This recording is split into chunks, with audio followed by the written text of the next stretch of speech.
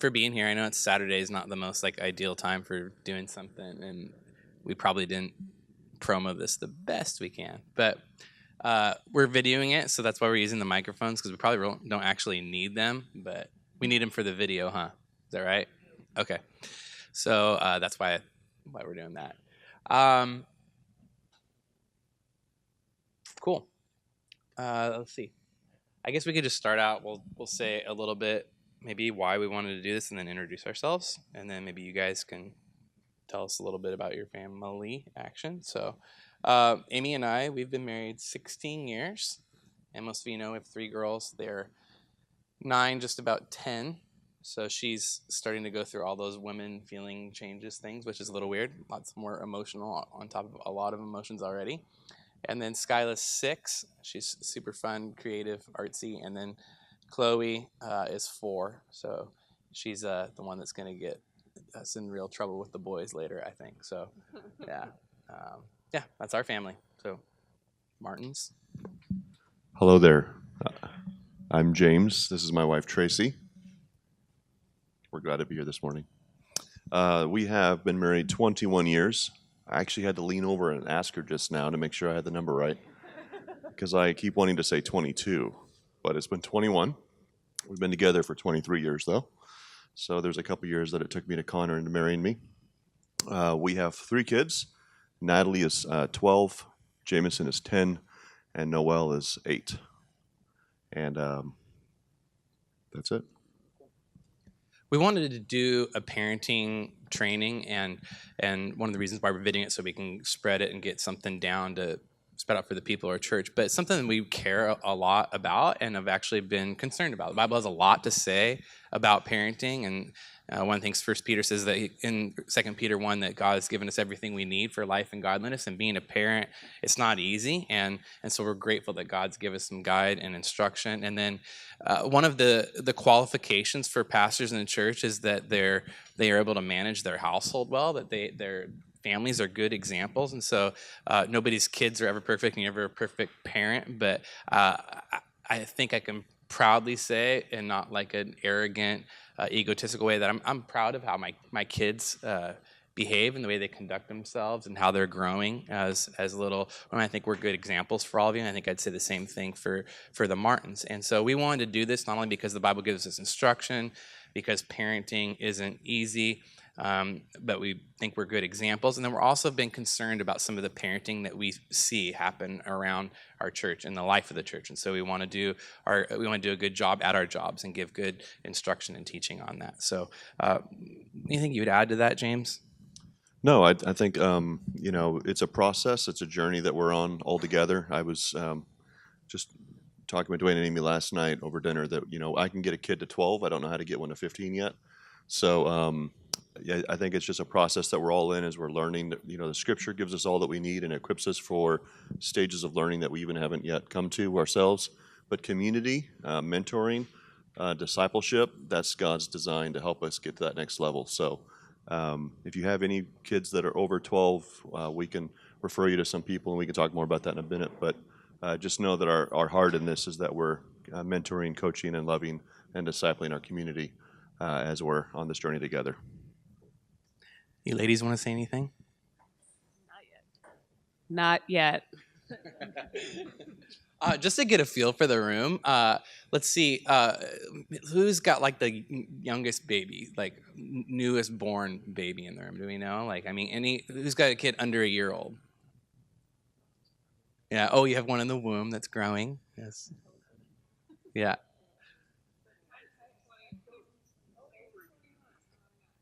He's 21 years old. Yeah. 21 months. Yeah.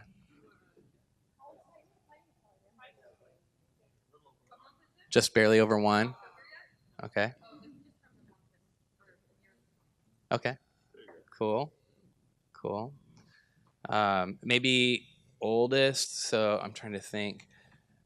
Are you guys out there? Agajanians, probably. You're probably the one that has 8. Yeah. Okay.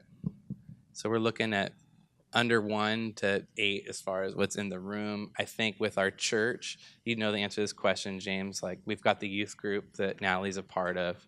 So it'd be the oldest segment of our church. But the bulk of our kids, what age range do you think they're at in our church? Pretty young, right? Yeah, 9 and under. 9 and under. Just based on how full the rooms are back there, but Right. 9 and Yeah. under. And then the nursery is booming, of course. Yeah, I think think when I've seen the reports, there's around 70 kids in our kids area on a Sunday that are in there, which is pretty crazy.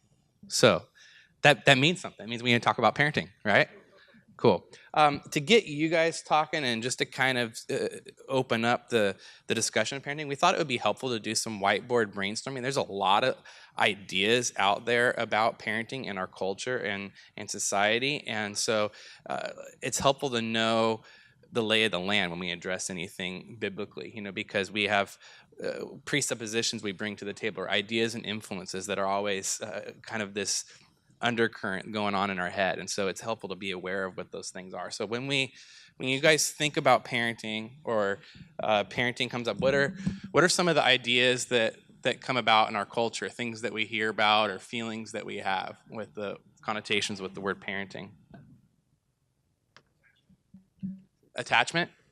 Okay. And do you want to expand on that, Fabrice? You don't like attachment?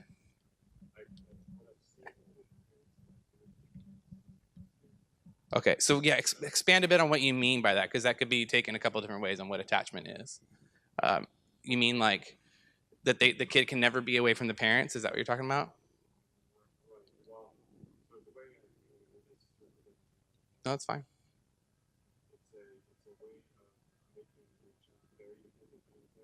Okay.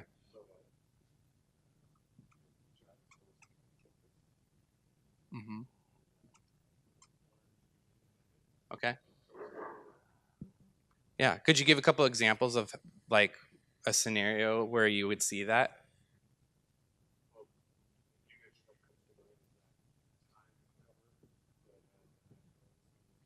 Okay. 9-year-olds nursing. Good example. Cool. That's good. That's good. All right. What else?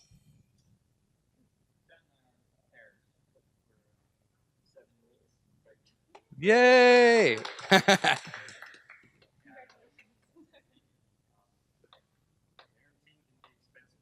Expensive. I know. I always used to say I used to, always get tattoos before I had to start buying diapers because I could afford them then. But yeah, and it's not only like the baby stage and the clothes, but then you start thinking about like what, if you're doing some life planning, college and marriage for 3 girls for 3 weddings, and what all that looks like, and how you're gonna ever afford it. Yeah. Yeah.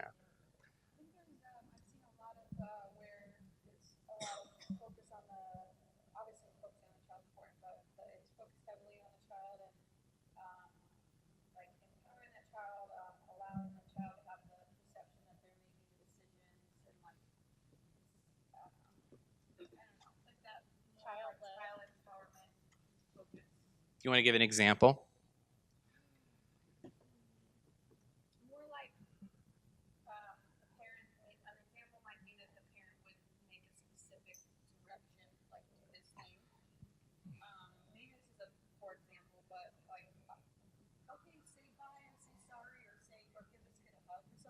Mhm. Okay.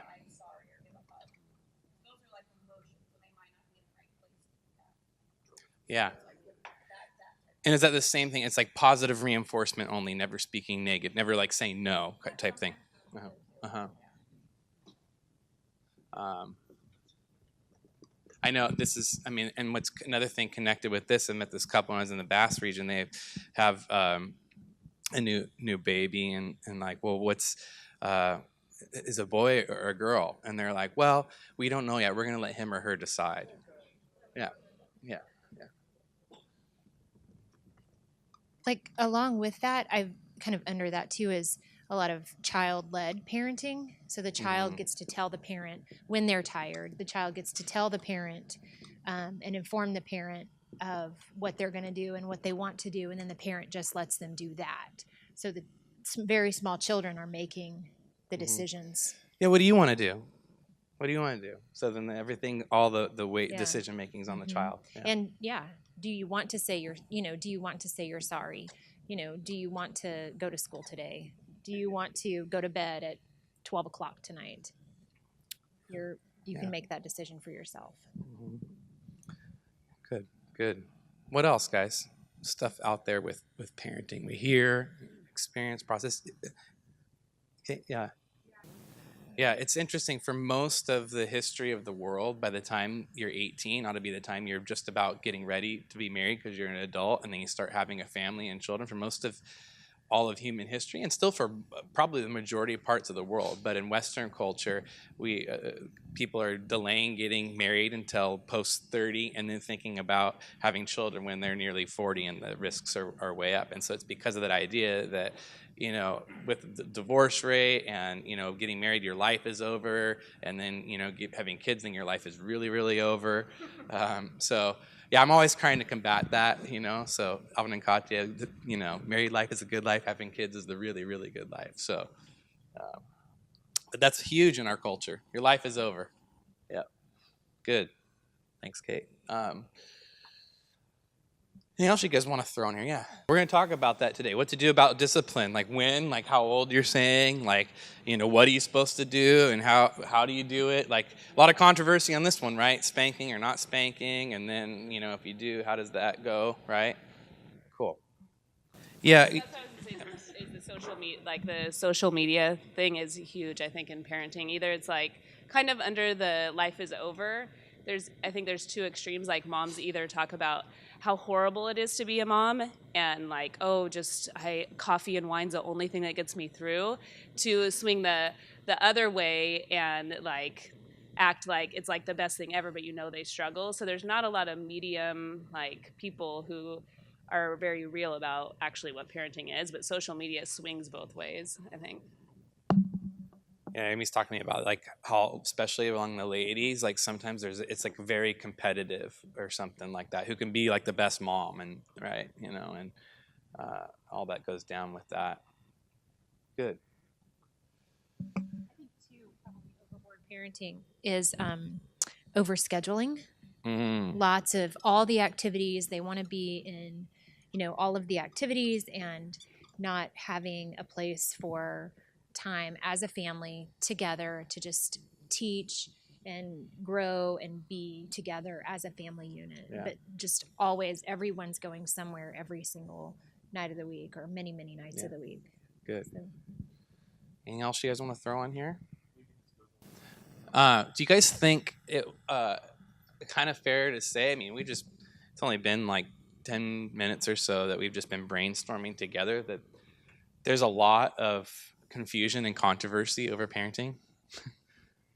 I mean, that's kind of the culture that we live in, right?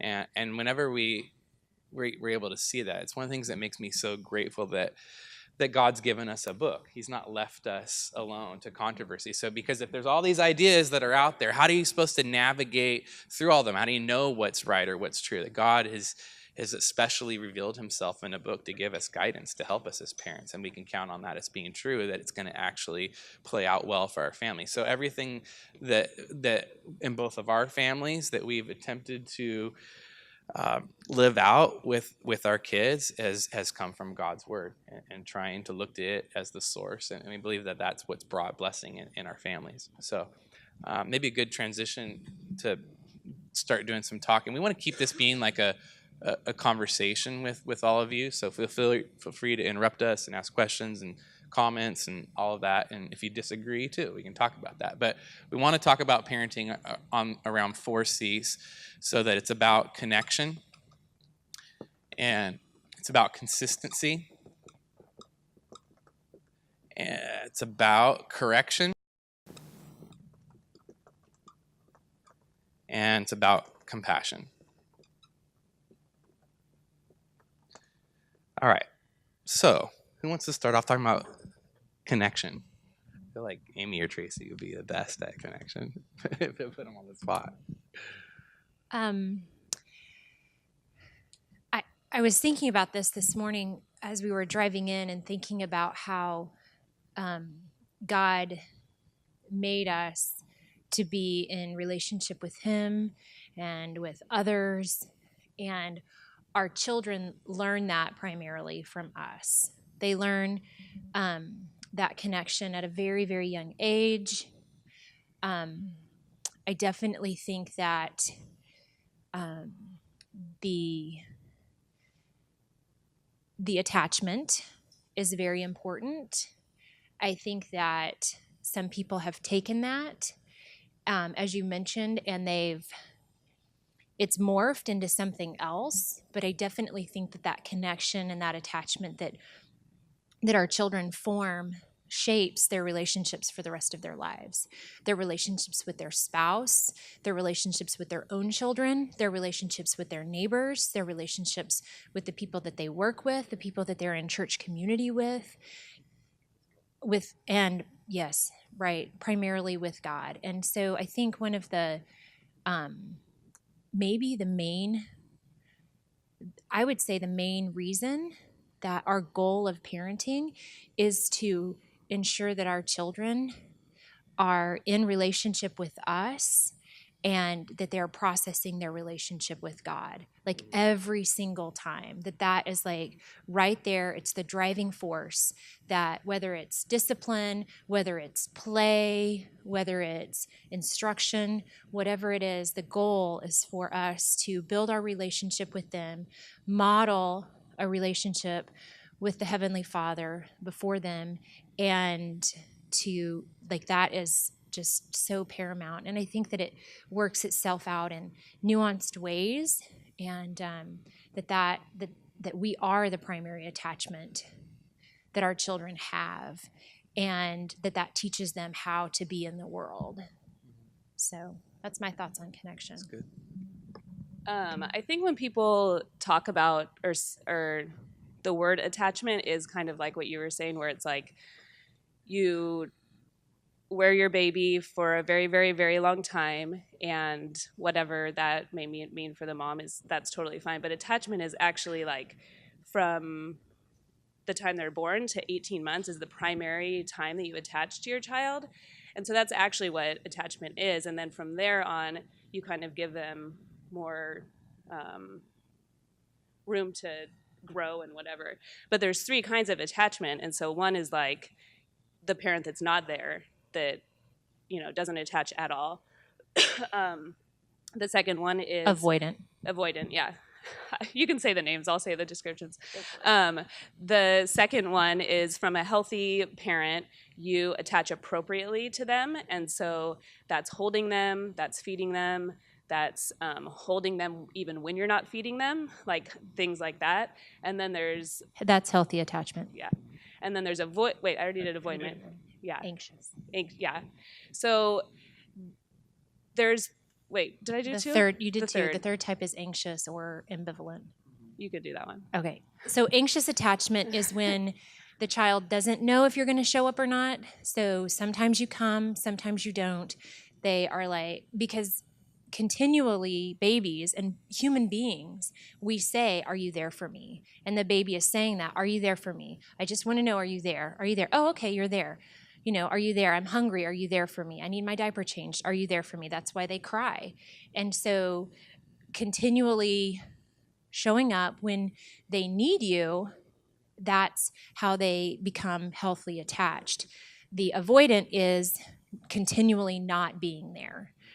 Anxious attachment happens when sometimes you are and sometimes you're not. It's inconsistent. Yeah. It's a hot and cold type of healthy attachment. And like you can read there's so much literature about it, about those 3 types of attachment styles. And within about a paragraph and a half of reading, you'll be able to see your own attachment style and trace it back, to some parenting philosophies that your parents had. So yeah, go ahead. Yeah, so in that short amount of time is where the child really learns what kind of parent you are and where they fit in the world, even though they can't even speak. And so for us, we didn't know that then, at all. Like, I don't even know if we were aware that much of it even when Chloe was a baby. But you can still, once you kind of realize like, oh, this is the kind of parent I am, or this is how they're attaching, you can still do that when they're older. You can start doing it. It's not like, oh, forget it, I didn't do that from 0 to 18 months, so now I got to come up with a new way of connecting with them. You still can show up consistently, give them everything they need, connect, hug, like all those things, even when they're older, to connect in that way. And I know this isn't a marriage seminar, but it's the same thing with our marriages. It's how we show up in our marriages. So often, our little kids and then our spouse get the same way that we love them. So if, I think we've all have experiences where we cried getting dropped off at kindergarten or when you leave a kiddo in the nursery, but you can often tell with the way the child responds to the unknown, or the way a child responds to correction, or the way your wife and you respond in an argument or in conflict or in crisis, what kind of attachment. And so as Tracy said, there's lots of resources out there you can read, and it's a fairly quick study, but to the point of, a 9-year-old breastfeeding, obviously that's too far, to an extreme. The whole goal of discipleship, which we'll talk about more in correction, is to move somebody from a place of uncertainty to a place of health. And so the goal of parenting is to move a child on so that when they're 8 or when they're 6 or when they're 4, they're not relating the same. And that's called maturity. And so the way you show up for a child that's a year old will certainly be different than the way you show up with a child that's 10. And you have to allow some room for growth and some room for error. But at no time should the child ever forget that they're securely attached to the Father and that the gospel makes a way for them to always be okay.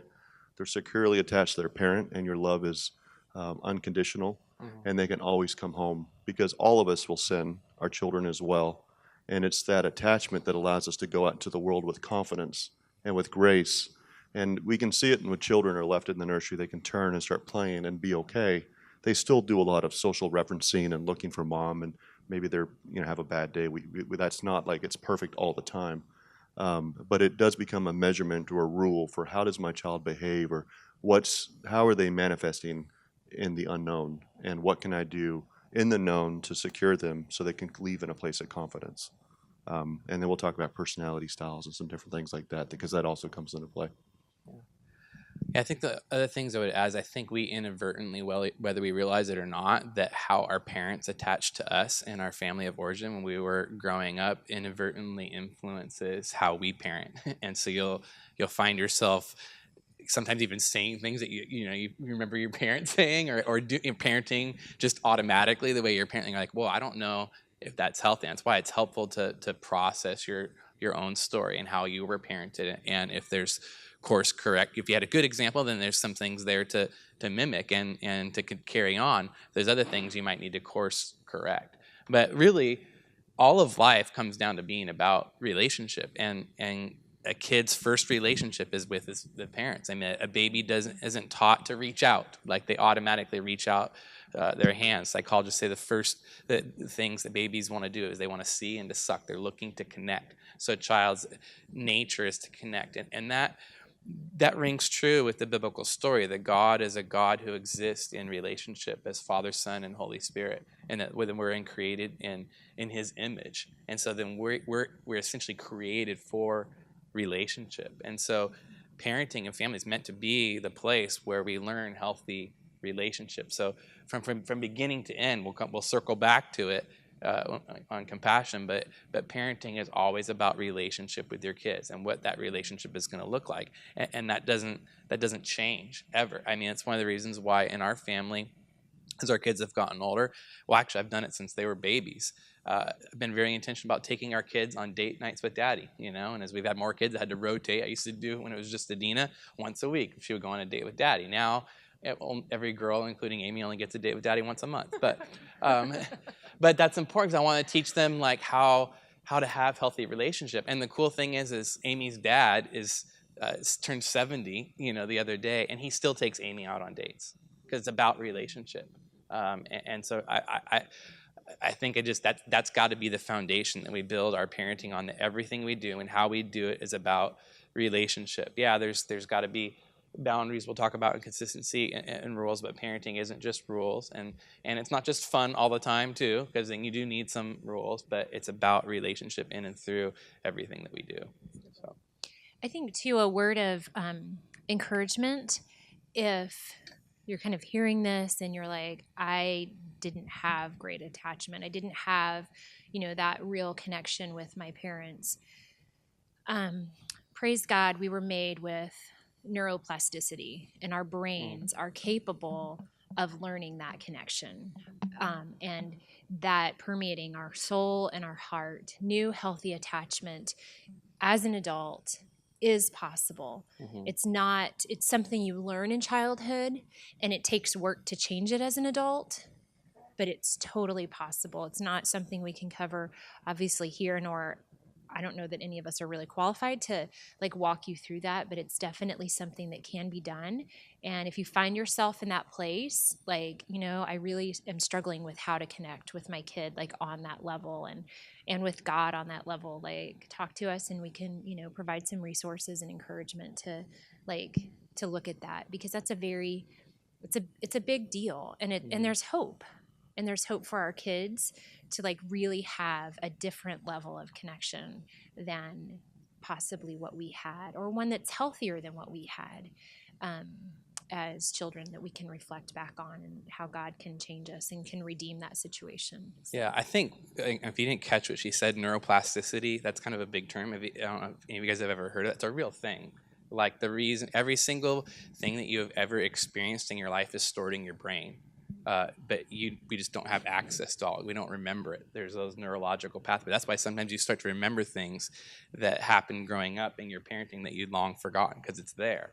And that's what influences a lot of times the way we do things, and it's totally like a subconscious level thing. But if you've had terrible experience like growing up, I've had to learn how to own my own story. I had a really rough childhood and very abusive home in many ways. And seeing that and recognizing, I think the neuroplasticity thing, what's really cool is that you can develop new neurological pathways with course correction. I think that's an evidence and grace of the gospel, that we're not bound or determined to repeat the same mistakes. And that's why God has given us his word, and that shines light on the hope of the gospel and shows us what healthy relationship with God looks like, and what a healthy relationship in our families and with one another in our church looks like. Over dependency is an issue. That's one of the things, like,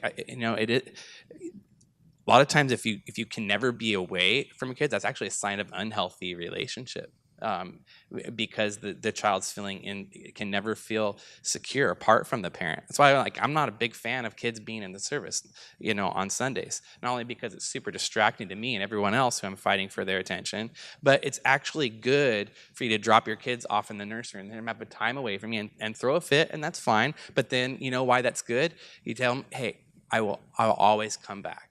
I'm always going to be here for you. Daddy, I will never leave you alone. Like, it's good for you to learn how to interact with other people, because life isn't just about relationship with the parents, but relationship with other people too.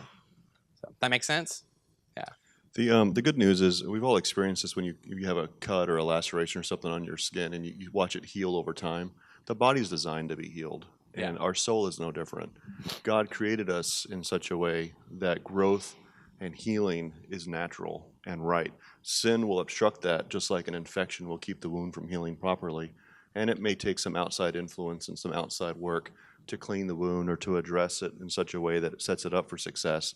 And so that's, counseling or books or coaching or discipleship. And but certainly the balm of grace is applied to our hearts and restores our brokenness. So we're not fractured. And in fact, I would contend that the new us, the corrected, fixed, sanctified, us is actually more beautiful than if we had never gone through that in the first place.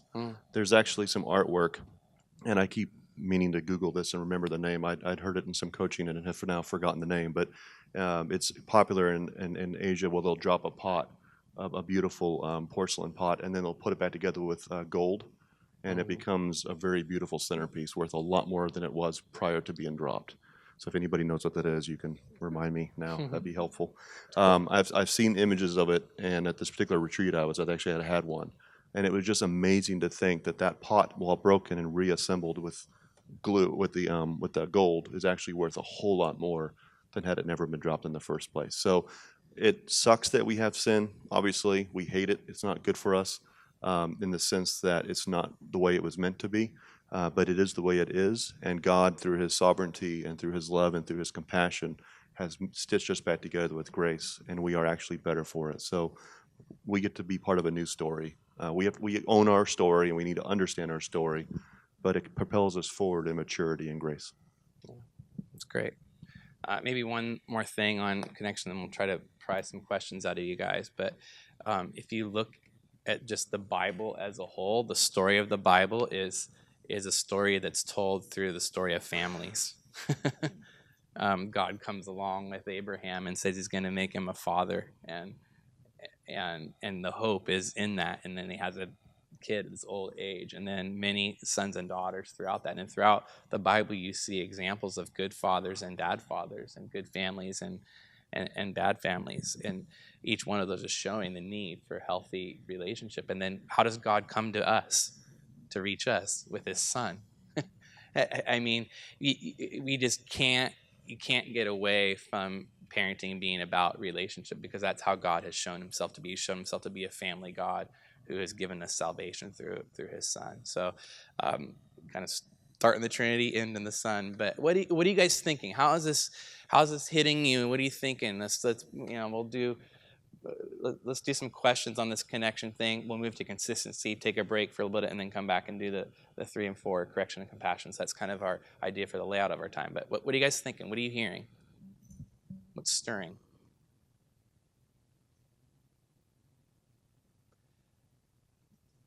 Parents, do you find it difficult to connect with your kids? That's really good. And there's two. I mean, I think it's even more difficult for guys to show up emotionally, because we tend to not be as emotional in the male gender of the race.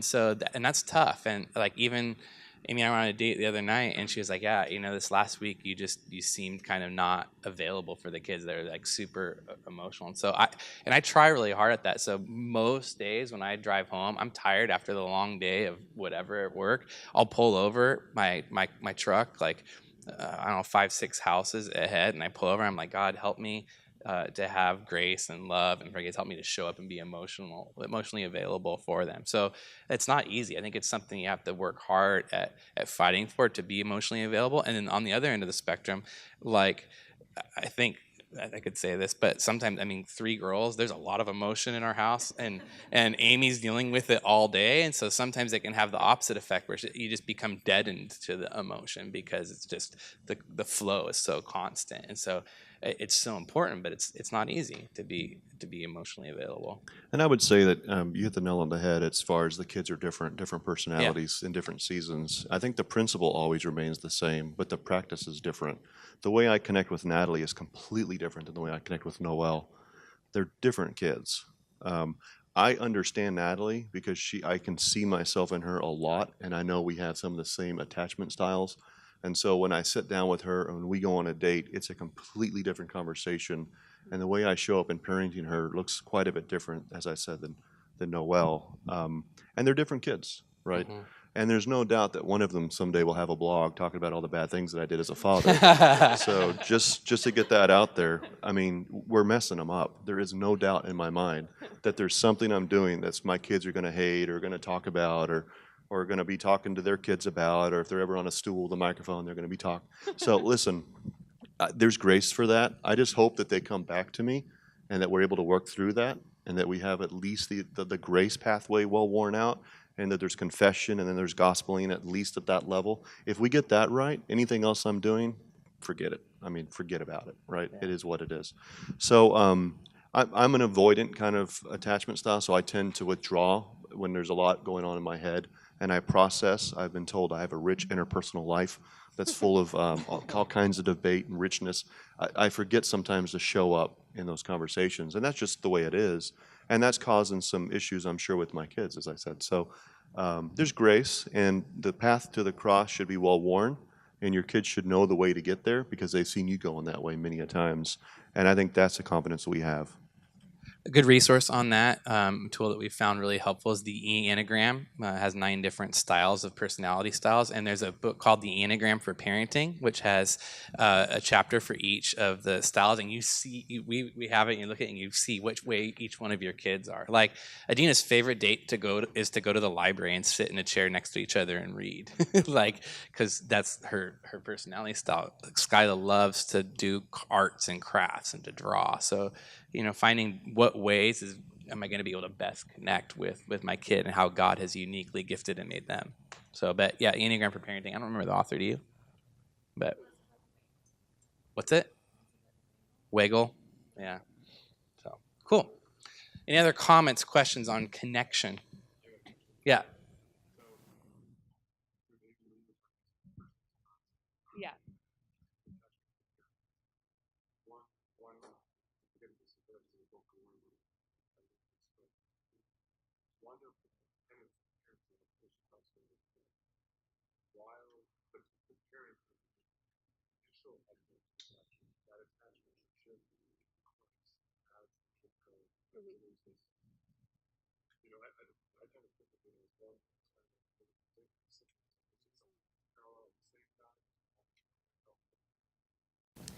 Yeah, that's a good question.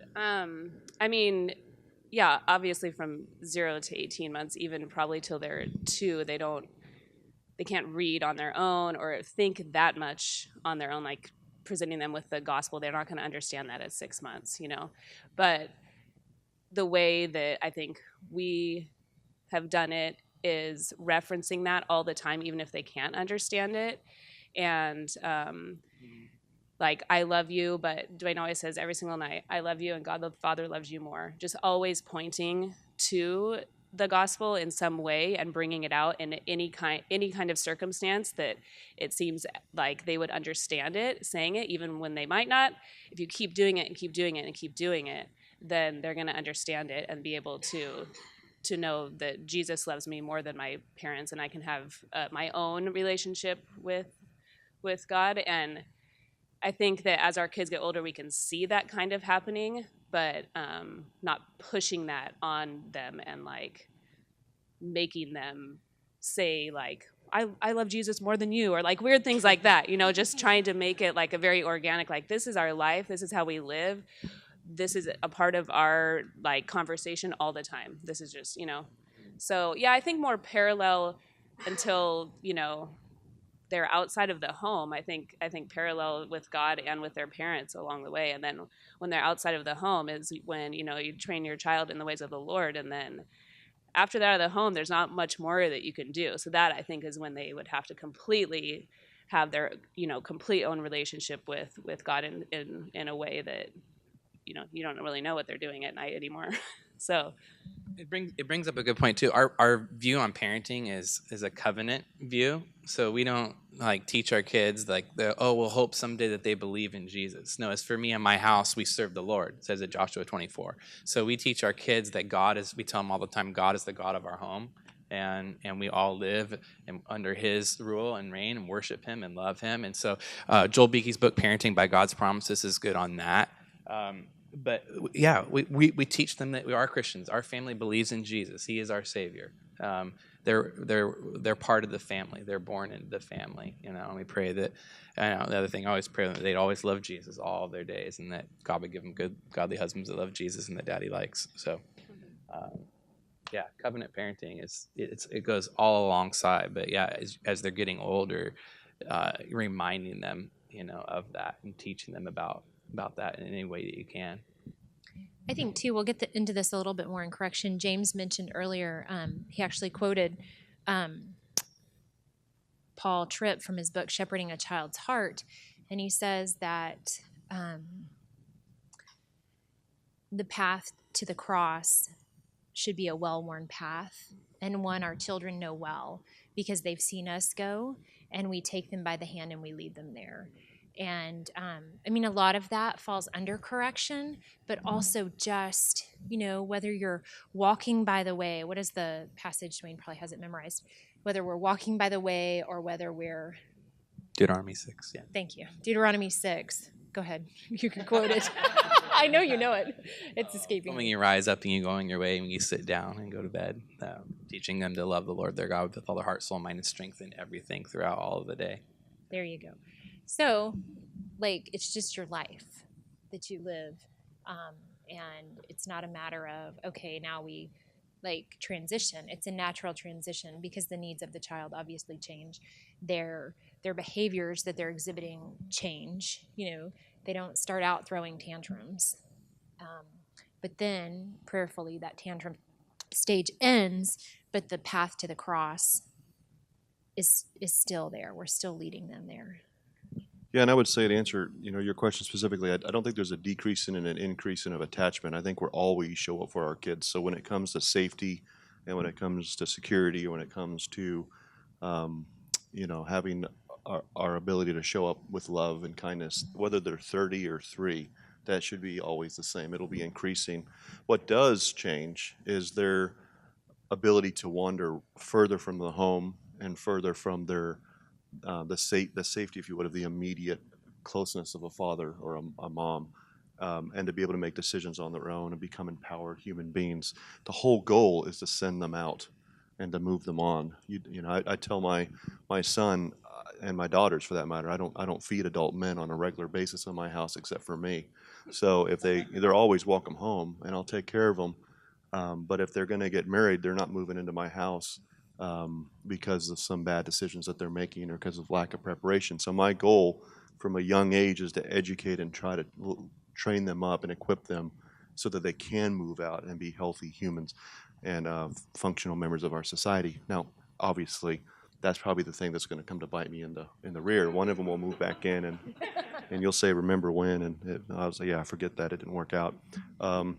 But that's the goal, right? It's at least the aspiration to be able to send them out to make good decisions so that when Natalie is on the beach with some friends at 16, she's making good decisions because it was patterned for her when she was 6.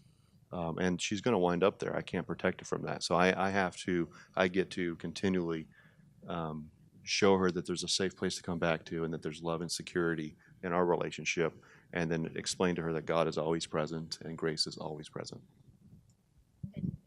And through all of the ages, I just want to say that again, that attachment and that need for attachment to a parent, it never diminishes and it never changes. I mean, it may look different, but the amount of attachment that we need to our parent is consistent throughout our whole life. It's huge. It is. I'm 39 now and processing a lot of my story. I have no relationship with my dad. And there's a loss there. Even just saying that almost makes me cry. I wish I did, but it's not possible with how he is and where he's at. And there's a loss there. Yeah. Yeah. I mean, and I think there's an idea that, like, I don't want my children to always need me to cook meals and do their dishes. I want them to learn those things, but I don't want them to ever not need a hug from me. I don't want them to ever not need to just sit and be with me. I don't want them to ever not need a time in their life where they're like, hey, like, I just want to hang out. I just want to, like, connect, have fun, cry together, laugh together, whatever. Like, I don't want them to ever not need that. I want them to be able to do a lot of physical things for themselves and be healthy, functioning adults, but not ever not want to come back home. Good. Anything else on connection you guys want to ask or comments? Move on to consistency.